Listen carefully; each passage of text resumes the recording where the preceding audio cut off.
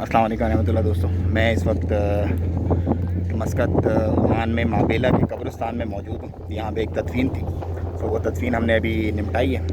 मैं यहाँ पे कुछ आपको फैक्ट्स बताना चाहता हूँ, जो कि हमारी जो इंडिया और पाकिस्तान की कब्रें होती हैं और यहाँ की जो कब्रें होती हैं ओमान की, उनमें डिफरेंस क्या है वो मैं आपको दिखाता हूँ। आए ज़रा। पहली ज़मीन होती है तो पहले इस तरह से कब्र का निशान लगा दिया जाता है चूने से। उसके बाद फिर कब्र जो है वो इस शेप में खोद दी जाती है। अच्छा, ये बल्दिया की गाड़ी है जो जनाजा वगैरह लेके आती है। अच्छा, थोड़ा सा खोद के फिर इस तरह से पानी डाल देते हैं ताकि मिट्टी नरम हो जाए।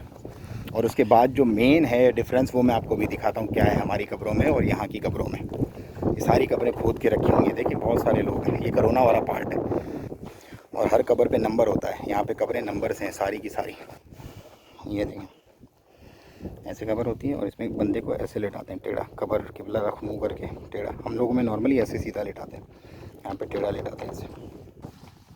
ये पूरा एक कब्रिस्तान है माबेला वाला। देखिए आपको व्यू नज़र आ रहा होगा। गुसल की जगह भी उधर ही है, मस्जिद भी एक उधर ही है, यहाँ पे जनाजा वगैरह पढ़ाते हैं। ये बल्दिया का एरिया, ये पूरा उधर तक है पूरा। अच्छा, ये है जी नहलाने की जगह, जहाँ पे मैयत को नहलाया जाता है यहाँ पे। और यहाँ पे नमाज जनाजा अदा की जाती है। नहलाने वाला अगर कोई रिलेटिव है साथ तो वो भी हो सकता है, वरना बल्दिया के बंदे भी यहाँ पे अरेंज हैं ऑलरेडी, वो लोग बात दे देते हैं मैयत को।